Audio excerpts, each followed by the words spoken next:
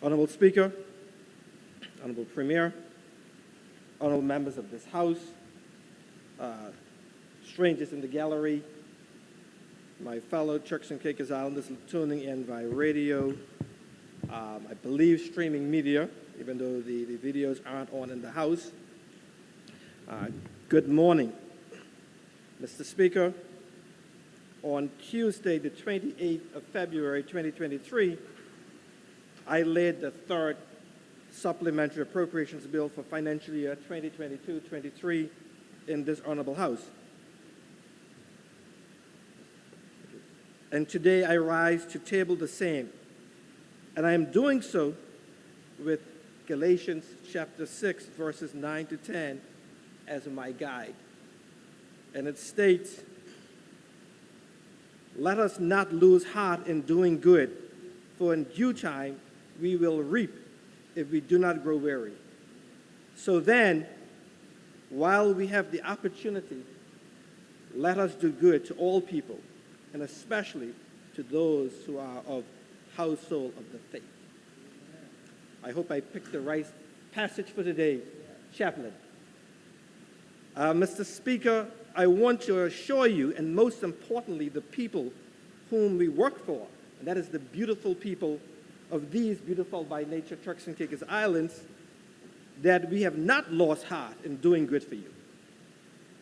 As a matter of fact, Mr. Speaker, when it comes to doing good for our people, I think we're getting stronger and stronger.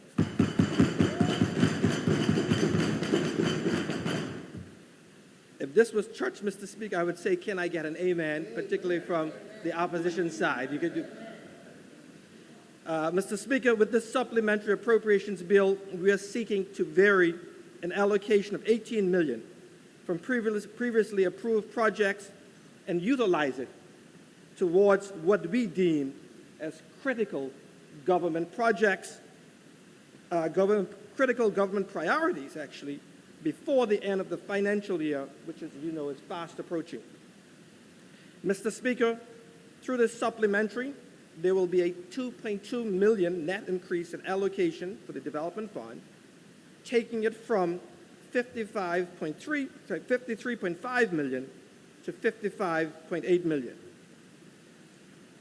Mr. Speaker, the critical government priorities for the remainder of financial year 2022-23 are: 1, the Citizens Empowerment Fund, which will be seed funded with $7 million to be used to establish a credit union, the National Credit Union. And Mr. Speaker, I won't go into all of the details now about the National Credit Union, as it is the brainchild of the Premier, and I will give him the privilege to speak in detail at a later time to this. However, the benefits of a government-funded credit union for the Turks and Caicos Islands includes increased access to affordable credit. A government-funded credit union can provide access to affordable credit for its members, including small businesses, particularly those, Mr. Speaker, that are currently having a difficult time accessing credit from the 3 main commercial banks in the country, or affordable credit from other institutions. The credit union will help stimulate economic growth in the country and promote financial stability for its members. Also, financial education. The National Credit Union will help individuals and families better manage their finances and make more informed financial decisions. Community development. The National Credit Union will help foster a sense of community by providing a platform for its members to come together and support each other. The members will also be able to invest in local businesses, thereby allowing them to have a stake in the development of these islands. Democratic governance. Credit unions are often governed democratically, with members having a say in how the organization is run. This can promote transparency, accountability, and trust between the government, the credit union, and its members. Government support. Government funding for the National Credit Union will provide financial stability and ensure the long-term viability of it. This will help the National Credit Union better serve its members and contribute to the overall economic development of these islands. Mr. Speaker, the benefits of having access to affordable credit for MSMEs, these are the micro, small, and medium enterprises, businesses, an area that falls under the Ministry of Finance are expansion and growth. Access to affordable credit allows MSME businesses to expand and invest in new opportunities, and this can lead to increased revenue, profits, and job creation. Increased competitiveness for them. MSME businesses that have access to affordable credit can invest in technology, equipment, and other resources that help them stay competitive in their markets, Mr. Speaker. Improved cash flow. Affordable credit can help MSME businesses manage cash flow and cover operational expenses such as payroll and inventory. Diversification. With access to affordable credit, MSME businesses can diversify their products and services, reducing their reliance on a single revenue stream. Improved creditworthiness.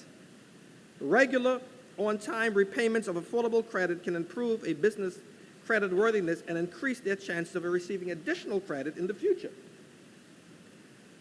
Mr. Speaker, access to affordable credit is essential for the success of MSME businesses, enabling them to expand, improve their competitiveness, manage cash flow, diversify their products and services, and improve their creditworthiness. This can lead to increased revenue, profits, and job creation, benefiting both the business and the broader economy. In addition, Mr. Speaker, there are several benefits for having access to affordable credit for households, particularly for single-parent households. These are financial stability.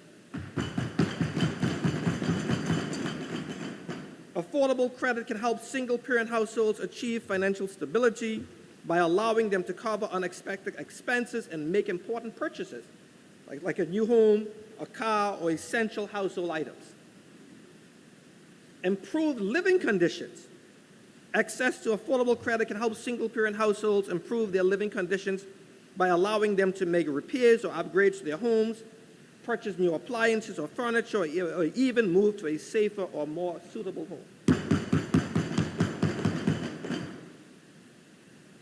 Improved education and training.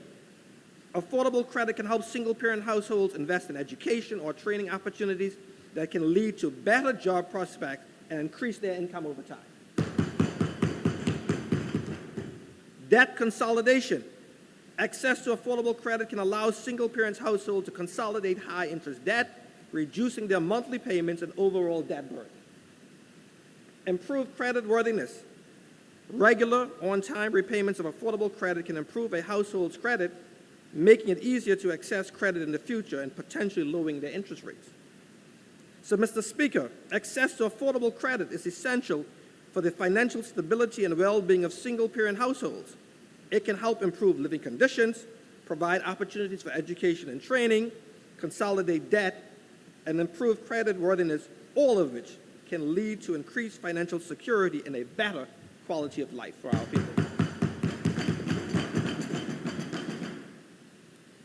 As you have heard, Mr. Speaker, the TCI government seed funding the National Credit Union will provide significant benefits to these islands by increasing access to affordable credit, promoting financial education, fostering community development, and promoting democratic government. Two, in terms of what we are spending the money on today, is investment in roads and electrification across the islands, which will receive $5 million in this supplementary. Mr. Speaker, the benefits keep going. There will be several benefits from our government investing in roads and electrification. And I can see the opposition side taking notes furiously. One, Mr. Speaker, they include improved connectivity. Investing in roads and electrification can improve connectivity between different parts of the islands, thereby making it easier and faster for people to travel.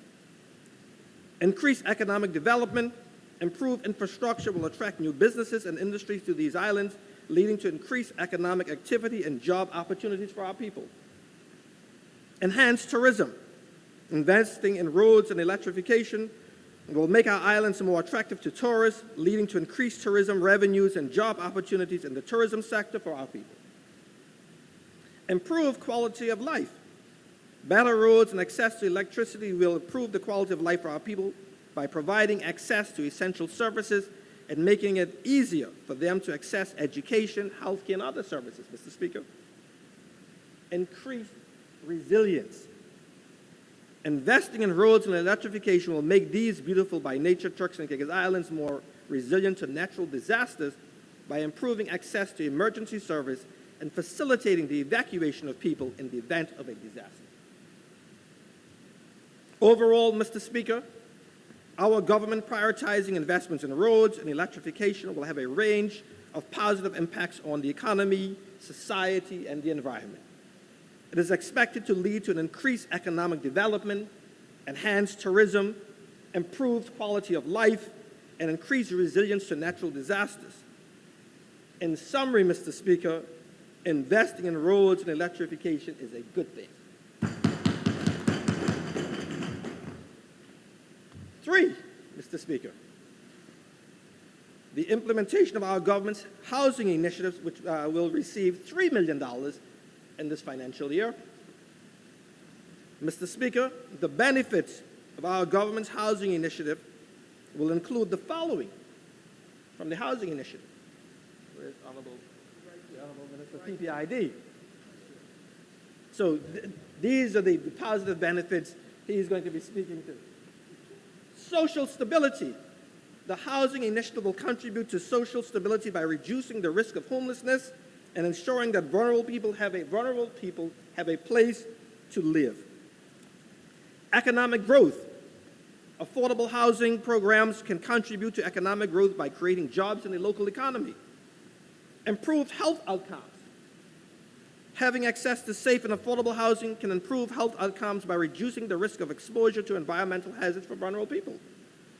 And reduce government spending. My PS would probably love this. Providing affordable housing will reduce government spending by decreasing the need for emergency services, such as shelters and hospitals, and reducing the cost associated with inadequate housing. Improved quality of life. Affordable housing can improve the quality of life for vulnerable people can improve the quality of life for the vulnerable populations by providing stable housing that is safe, secure, and affordable. This can help to reduce stress and anxiety and improve overall well-being. Overall, Mr. Speaker, our government housing initiative is expected to have significant benefits for both individuals and the islands as a whole.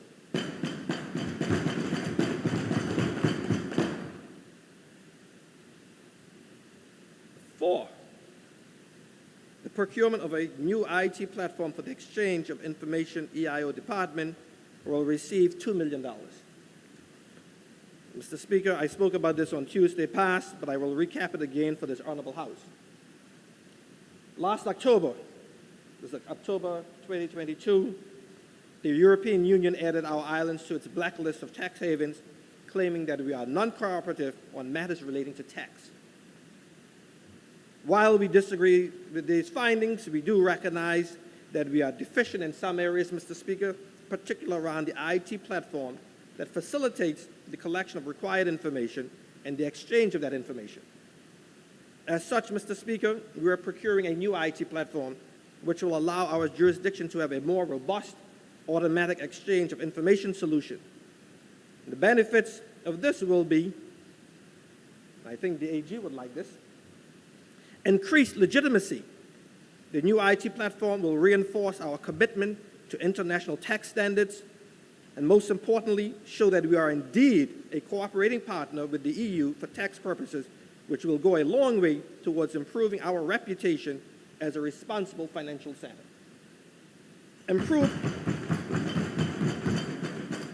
Improve compliance. Automatic exchange of information will help to improve overall compliance by registered entities, as it will make it more difficult for them to avoid meeting the reporting requirements. Enhance transparency. Automatic exchange of information will increase transparency and accountability for our jurisdiction, which will help to remove the perception that we are non-cooperating. Avoidance of sanctions. By complying with international tax standards, we will accelerate our removal from the EU blacklist for tax purposes and avoid us being put back on it in the future. And most importantly, after that, maintaining competitiveness. By complying with international tax standards, our jurisdiction will become more competitive in the global financial market as we will attract new investors and clients that are looking for a stable and reliable financial center.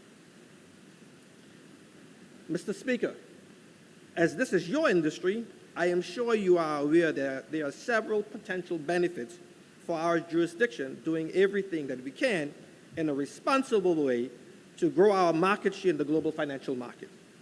However, for the benefits of this Honorable House, I will list them. They are increased economic activity.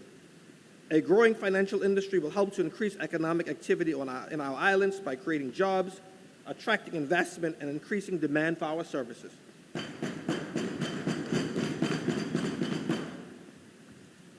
Increased revenue. A growing financial industry will help to increase government revenues through taxes, fees, and other charges associated with financial activities. Diversification of the economy. A growing financial industry will help to diversify the local economy, reducing our heavy reliance on tourism, construction, and stamp duties. Enhanced reputation.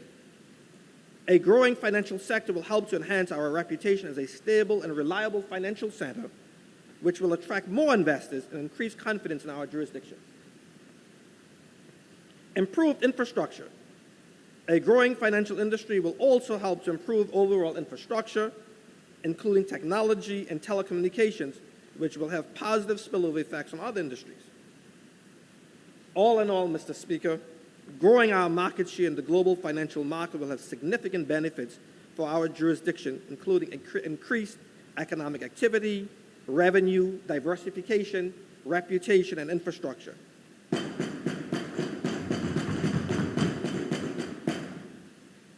And Mr. Speaker, to recap from Tuesday, funding for the aforementioned priorities will be made available through 1, a reduction in allocation for the SIPT and associated trials by $1.5 million. A reduction in the contingency fund by $3 million as it is underspent. A reduction in the allocation for land acquisitions by $1.5 million as it is not projected to be utilized in this financial year. In addition, canceling or deferring $8 million in development fund projects as those identified will not be advancing to the commitment stage before the end of this financial year. And the priorities that are being deferred will mainly be funded in the upcoming financial year, which will start as soon as we approve the budget, which is scheduled for the end of April. So with that, Mr. Speaker, I now invite the House to debate the third Supplementary Appropriations Bill 2022-2023. Thank you.